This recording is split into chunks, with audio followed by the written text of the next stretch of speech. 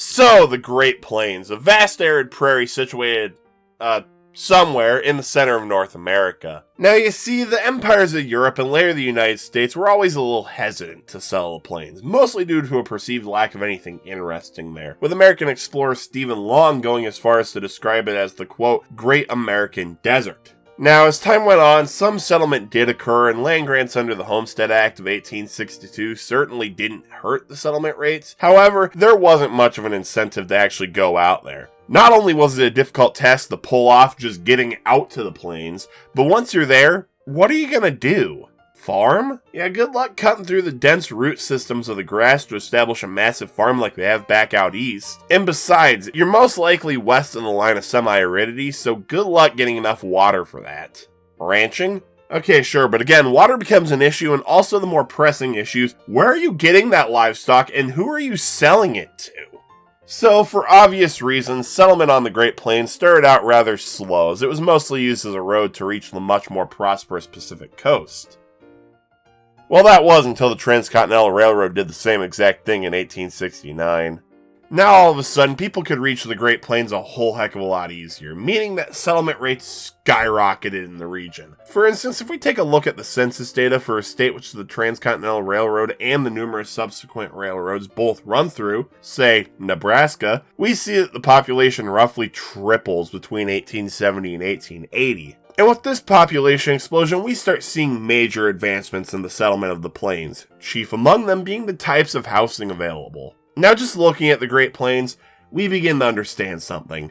Trees aren't exactly a widely available commodity like they are back east, no matter how badly the US government wants them to be. Meaning that rather than building log cabins, early settlers were forced to utilize the commodity which was widely available. Dirt. Sod houses were extremely common on the plains given how affordable they were to build and how nicely they worked against the environmental issues of the plains. But now with the railroads coming through the area, frame houses began being built in larger numbers due to the ability to get lumber to the region. Though sod houses remained dominant for quite a few decades, even for those who adopted frame houses, because I mean, a tornado is going to screw up a frame house a whole heck of a lot more than it is a pile of dirt. But this wasn't the only change in housing out on the prairie which the railroads ushered in. It also ushered in the development of larger communities. Enter railroad towns. These communities, built to support the railroad by housing depots, stations, and workers, sprung up across the Great Plains and continue to dot the Midwestern United States into the 21st century. Although many of these towns flourished in their time due to the railroad, not in the modern day, oh god no, the railroad also had the ability to kill these communities off. Such is the case with Belmont, Nebraska, or Doniphan, Kansas, who both became ghost towns due to the railroad abandoning them. Switching gears, another less permanent type of community which the railroad created was the Hell on Wheels towns, as they became known. Better described as boom towns rather than true communities,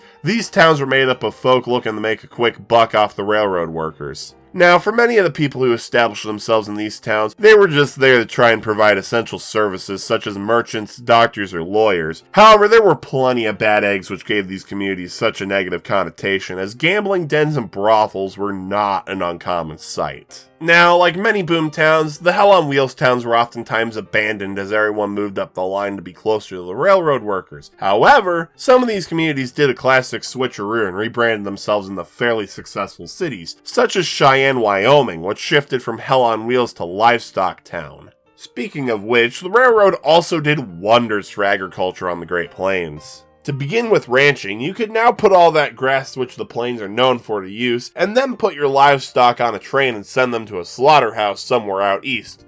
That said, somewhere out east is probably Chicago.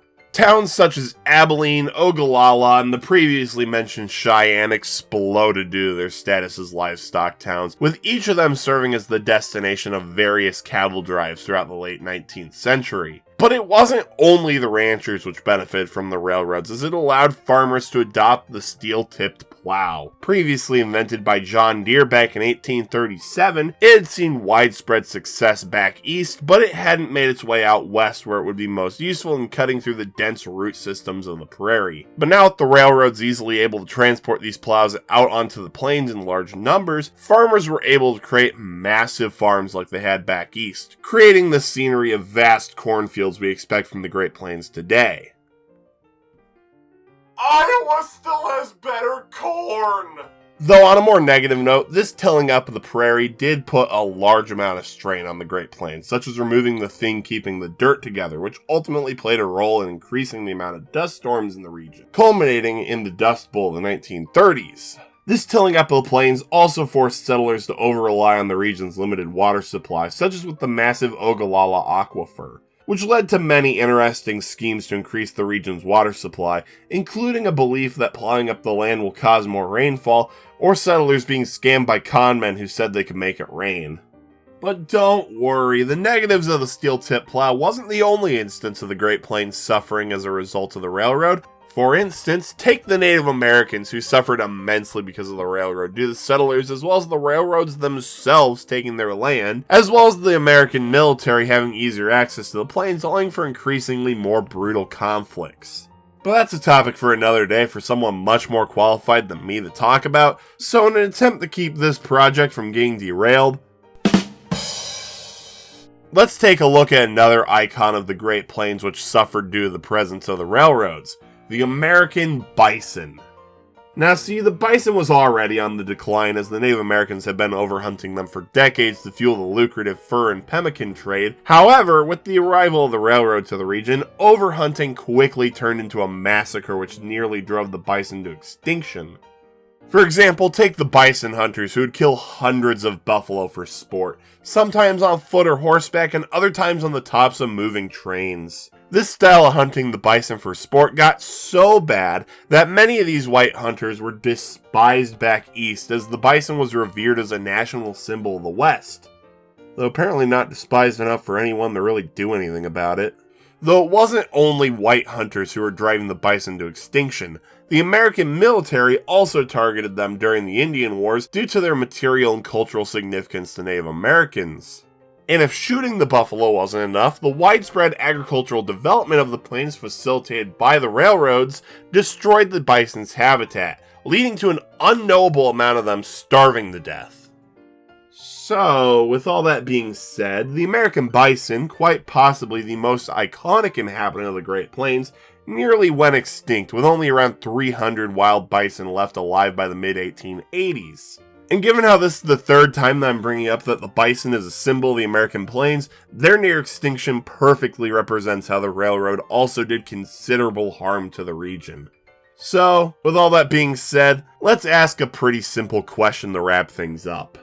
Was the railroad a positive or a negative for the Great Plains? Man,